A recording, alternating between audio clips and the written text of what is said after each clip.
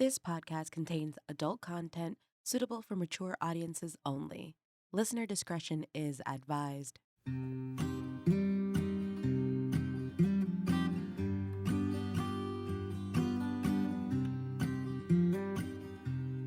I ain't like that anymore. I don't kick off like before. I'm more relaxed. I'm all formed. I hate Welcome, traveler, to the Morbid Forest.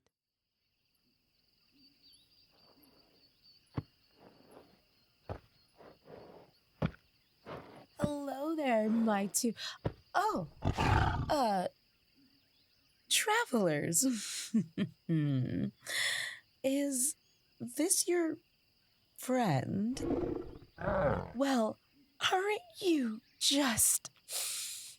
Well, never mind what you are, my munchkin travelers. You're here now, and Ranger Harper is going to help you on your way. Okay, take my hand. Yes, good. Yes, good. Come along. Yes, this way. I'll tell you a story on our way. It's called My Daughter's Friend.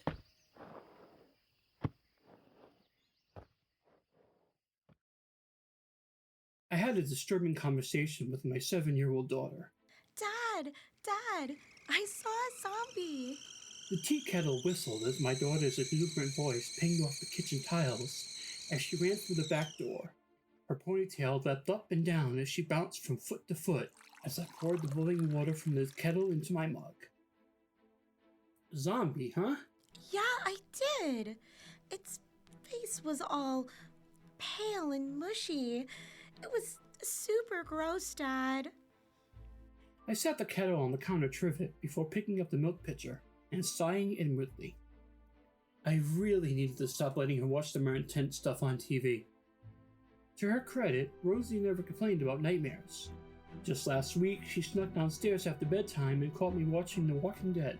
Zombies had been on her brain ever since. I tried, and failed, to explain to her that zombies are make-believe, but it doesn't make a difference. Sweetheart, we've talked about this. I fished the tea bag from my mug, plopping its carcass onto the tea saucer. Dad's gonna get in trouble with Mom if she thinks I let you watch the gory stuff again. Yeah, Dad, I know, but I saw a real one this time. I snorted and finally turned to face my imaginative girl. Uh-huh. Isn't that what you said yesterday? I thoroughly checked the garden, twice I might add, and I can promise you, it's a zombie-free zone. Rosie stomped a foot, her tiny eyes narrowing. No, not in the garden. You said it was in the garden. Not today, Dad. That was yesterday. I didn't see it in the garden today. My cup was halfway to my lips before I fully took in my daughter. Her cheeks were dusted with red splotches. Her hair, all in a ponytail, had various strands sticking out from all odds and ends. She looked like she'd just run a marathon through tough terrain. I put the mug down on the counter. Rosie. My voice slid from placating father to no-nonsense father. I'm going to ask you a question, and I need you to be honest with me. Have you been playing in the far path toward the back of the garden again? I didn't need the answer because I already knew it. Our home had a decent-sized yard, and as Rosie has grown and explored, we've allowed her to play outdoors unsupervised as long as she sticks to the approved areas. She could play in the garden on her own, but since the path behind our house bisects through the neighborhood and then connects to a hiking path, we prefer her to traverse it with myself or my wife. We rarely let her take her bike on it on her own, and when we do grant permission, she can only go up about 3 houses on her bike before she's to turn around. We're not helicopter parents or obnoxiously strict. Our neighborhood is fairly safe, but these days you can never be too careful. Just a month back, there was a burglary a few blocks over. Come to think of it, a few years ago, not in our town, but the town over, a little boy went missing. It made national news and some of our townsfolk assisted in the search. A lot of parents shifted from lackadaisical to restrictive overnight. But Kids will be kids, and with our daughter being so adventurous, she is bound to test the limits of her boundaries. I watched Rosie as her cheeks morphed into a deeper shade of red. Suddenly, the floor tile held all the interest in the world. I only went a little further. I promise. I was just chatting with Mr. Henderson. I saw him in the back garden, and it would have been rude not to say hello. I made him jump. I sighed and pinched the bridge of my nose. So, Mr. Henderson was a zombie. Yesterday was the postman. The week before, our other neighbor, Maggie. I reclaimed my tea and finally took a tranquil sip. At least it made sense for her to claim Mr. Henderson was a zombie. The man was older than dirt and looked it. Moles littered his face, his skin slowly turning sallow and deflating like a balloon. He seemed a nice guy, always willing to chat. Maybe he was just lonely.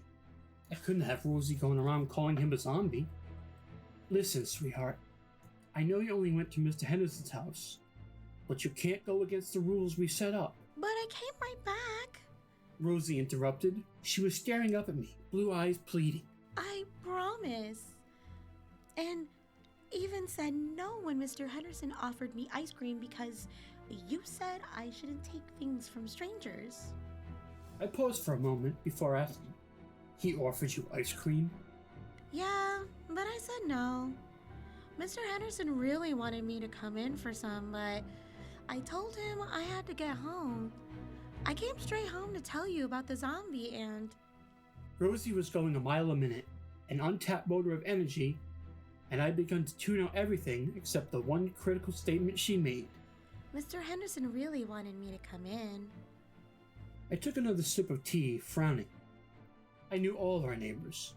Not, well, like they did back in the 70s when people still had block parties and stood on their lawns talking. But I knew their names, and we exchanged pleasantries from time to time. Even though I knew Henderson better than most of the others, I didn't know him well enough to allow him one-on-one time with Rosie. My resolve began to solidify. Mr. Henderson and I would be having a bit of a chat. Dad? Daddy! Are you listening to me? My attention turned back to my daughter. Yes, I've been listening this whole time. She huffed, but continued. I said I promise not to go that far again. I don't want the zombie to get me. Rosie, I'm not going to ban you from playing in the garden and path, so long as you stay within the areas we agreed on. You also have to stop calling everyone a zombie. Mr. Henderson may be old, but he's not one of the living dead. Rosie's small brow creased and she frowned. I didn't. Now it was my turn to huff. Last I checked, you ran in here a moment ago claiming he was one. No, I didn't. Mr. Henderson's not a zombie. I saw the zombie in his house. I put my mug down on the counter, the tea within lukewarm. What do you mean you saw someone in his house? Mr. Henderson lives alone. Rosie shook her head, her ponytail whipping from side to side. Nope. He had a zombie inside. Its face was all pressed against his tiny basement window when I was talking to Mr. Henderson. A ripple of cold fanned down my spine. What? The zombie was in his basement, Dad. It was really scary, too. Its face was all smushed and bloody, and its mouth was hanging open like it was screaming. But you know what confused me, Dad? I tried to keep my voice steady, as a whole new reason to visit Mr. Henderson filled my veins.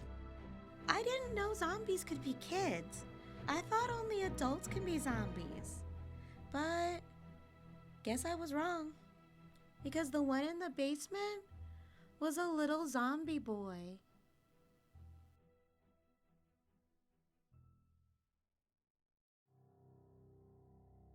This has been a Morbid Forest production. On this week's episode, you've heard My Daughter's Friend, written by Shawn Moreau, with narration by Shawn Moreau and Naomi Richards. Follow us on Twitter and on Instagram at The Morbid Forest. Want to write us a little love letter? Then send it to themorbidforest@gmail.com. Want to listen to the show for free and find out about the creators and other narrators of The Morbid Forest? Then head over to our website, themorbidforest.com. wixsite.com/mf21. Thank you so much for listening, travelers. We really appreciate and love you guys. And we'll see you next time on The Morbid Forest.